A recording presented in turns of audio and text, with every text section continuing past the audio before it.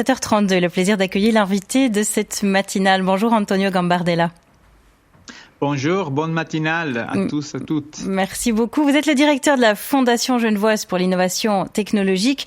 C'est donc le monde des startups. On vous a invité ce matin pour clore notre série toute cette semaine sur les chemins de la créativité.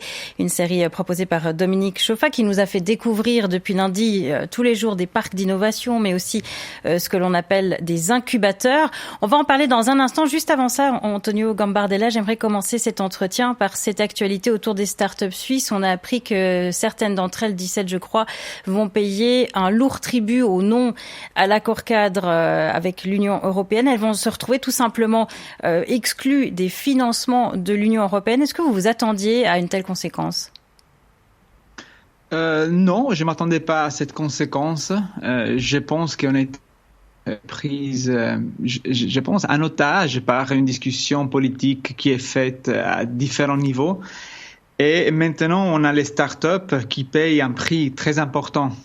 C'est un prix important, je dirais, pour la partie financière. Vous avez cité dans les journaux émissions les 40 millions qu'en 2020 les startups ont pu avoir sur 17 projets. Mais c'est pas les montants qui finalement est la chose la plus importante. Je pense qu'il y a deux éléments. Il y a l'élément d'être européenne. Vous avez également évoqué cette idée très importante de la souveraineté numérique.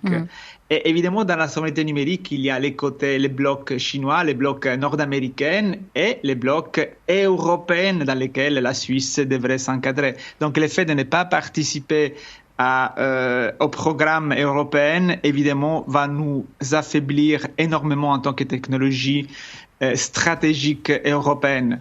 Et la deuxième raison, c'est lié également au fait que les programmes européens, dans leur montant, parce qu'on parle entre 2 et 2,5 millions d'argent non dilutif, permettait de se bien articuler dans toute la chaîne du financement des startups que vous avez bien évoqué dans votre émission Nouveau. Donc, le fait de dire les 2,5 millions rentrent et s'encadrent d'une façon très cohérente avec tout ce que déjà d'autres acteurs comme InnoSuisse font, mais ça vient vraiment dans la continuité des choses. Donc oui, c'est très dommage, c'est très très dommage. Et vous avez vu également que la solution n'est pas facile. Oui, justement, la Suisse ne peut pas compenser.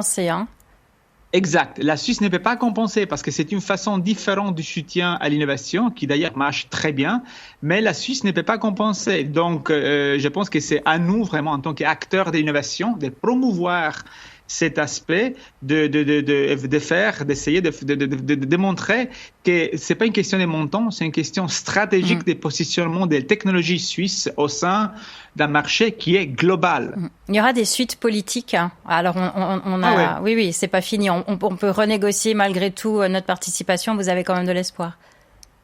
Oui, j'ai de l'espoir parce que les choses, évidemment, c'est pas facile de gouverner. Je suis le premier à le dire, mais c'est vrai qu'on doit s'adapter, on doit écouter toutes les différentes opinions et après prendre la bonne décision. Mais c'est clair qu'à mon avis, ça a été sous-estimé l'impact de cette chose-là, parce que c'est pas que de l'argent, mais c'est un argent qui est très stratégique dans la mission de faire devenir la Suisse un acteur global de l'innovation. La Suisse championne de l'innovation, elle l'est déjà apparemment, on l'entend en tout cas tout le temps. Comment ça s'explique, cette position dominante, si on ose le terme? On a un biotope tout à fait spécial qui nous permet de nous extraire, nous sortir la tête du jeu? Alors, oui, je pense qu'on a des ingrédients qui sont assez uniques. Moi, je dirais qu'on a deux raisons principales. La première, c'est justement le fait d'être sur une surface, sur une zone géographique qui finalement est assez limitée, assez concentrée. Et pourtant, nous avons une densité d'acteurs d'innovation, d'excellence qui sont absolument incroyables.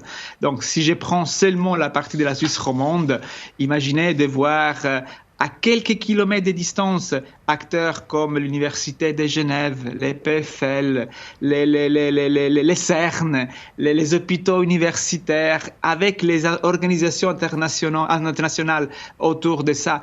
Donc, vous imaginez qu'on a une véritable densité d'acteurs qui fait que les choses se passent. Ça, c'est le premier argument. Le deuxième argument, je pense qu'il y a de plus en plus et désormais une prise de conscience du modèle d'innovation suisse.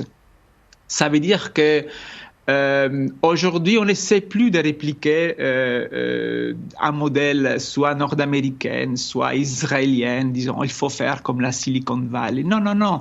Nous avons un modèle qui est très suisse et qui marche.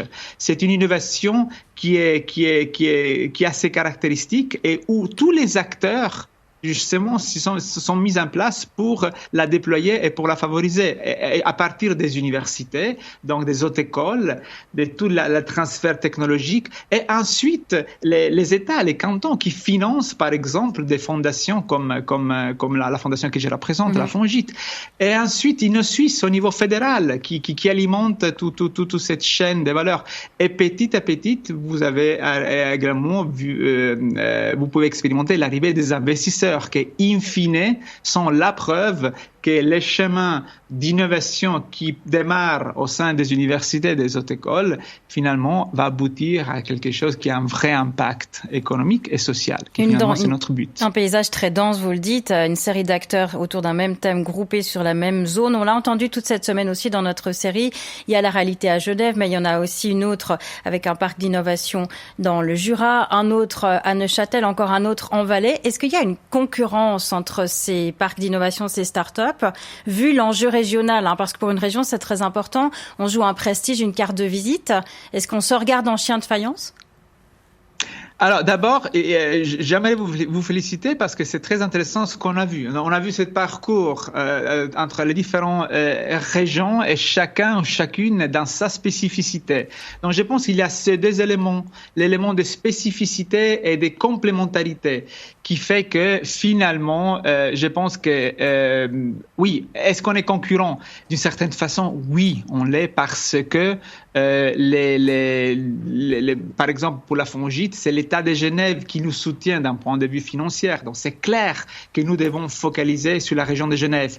Pourtant, entre nous avons la capacité de collaborer dans le sens où on sait que l'enjeu, à nouveau, c'est pas un enjeu suisse, c'est un enjeu global. Donc, il faut promouvoir la Suisse dans le sens plus large du terme. Et on sait finalement qu'on est gagnant-gagnant, tout le monde, si on est là pour nous aider et pour nous soutenir. Donc, dans ce sens-là, je dirais qu'on collabore. Peut-être il y a une compétition, en fait, entre nous qui fait qu'on se parle tout le temps, on échange tout le temps. Personnellement, je m'inspire au modèle d'innovation dans des cantons voisins parce qu'ils sont à l'avance par rapport à nous d'une certaine façon. Et donc, je trouve ça très stimulant et tout ça nous permet justement d'améliorer tous ensemble. Une compétition, c'est plus qu'une concurrence. Sur les profils, Antonio Gambardella, est-ce que on a principalement des étudiants qui sortent de l'EPFL, qui rêvent tous de monter leur start-up, ou c'est beaucoup plus vaste, beaucoup plus large que ça? Vous accompagnez ces jeunes pousses. Qu'est-ce que vous voyez, par exemple, à Genève?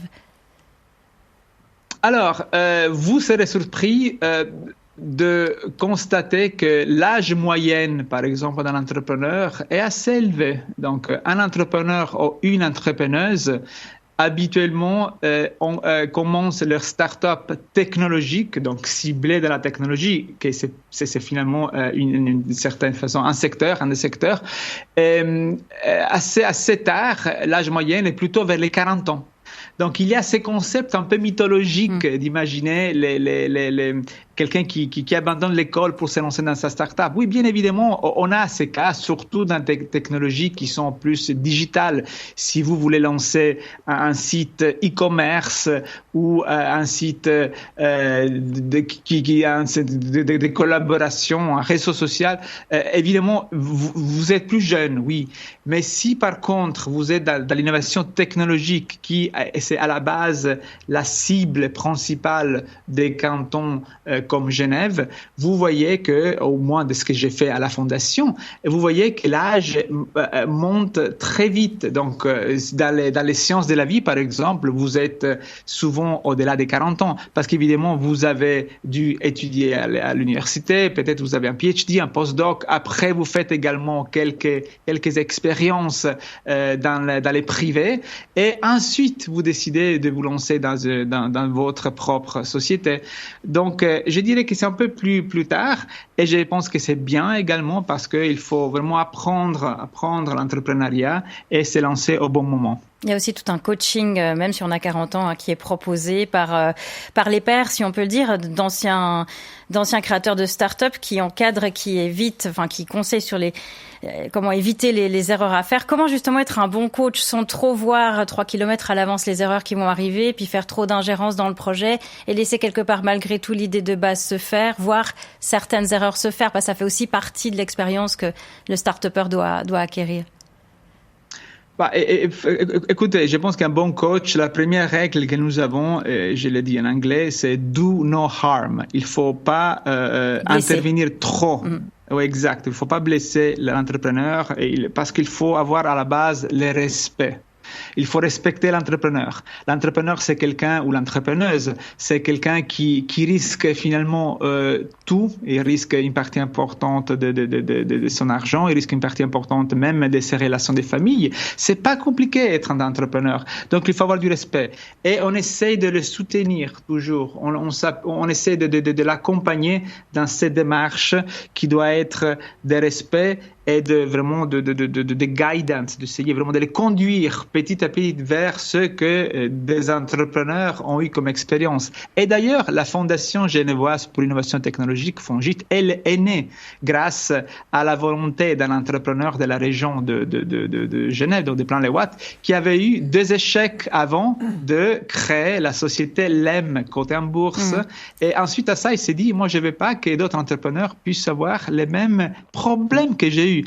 Si j'avais quelqu'un qui pouvait me dire des choses avant, j'aurais évité plusieurs choses. On termine cet entretien, si vous voulez bien, avec un mot sur le financement. On l'entendait en sortie de journal de 7h vers 7h15. La structure du financement des startups. Il y a une première phase au tout début avec les business angels qui injectent de l'argent pour démarrer le projet. Et puis il y a une deuxième phase de consolidation où là, la Suisse, elle a une position un peu plus fragile pour faire croître les jeunes pousses. Oui. Alors, d'abord, il faut se rendre compte, et ça c'est ce qu'on explique souvent, on essaie de dire à nos entrepreneurs qu'il y a un moment pour tout. Il y a un moment également pour les bons investisseurs et il y a un moment pour chercher d'autres types d'investisseurs. Donc typiquement, et vous l'avez entendu dans l'émission que vous avez fait sur la FONGIT tout à l'heure, les angel investors, donc ceux qui rentrent très tôt, ils doivent rentrer très tôt, mais ils ne peuvent pas rentrer plus tard parce que sinon les montants deviennent conséquents. Donc petit à petit, il faut construire autour de la start-up qui devienne une société, une véritable société, toute une série d'opportunités de financement.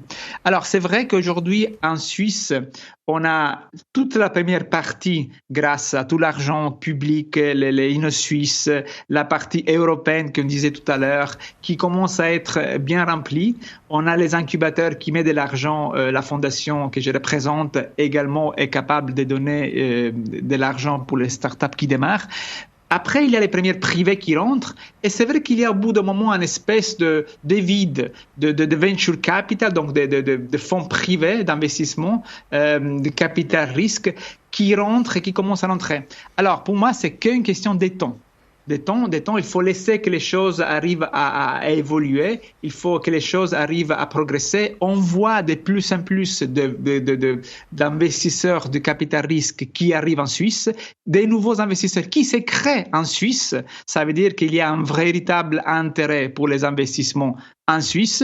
Donc, c'est une question de temps. Mais ça reste fragile parce que on a encore une situation où, en effet, il faudrait avoir plus d'argent. Mais on y arrive. Vous restez avec nous. Antonio Gambardella, directeur de la Fondation genevoise pour l'innovation technologique. Vous êtes notre invité jusqu'à 8h.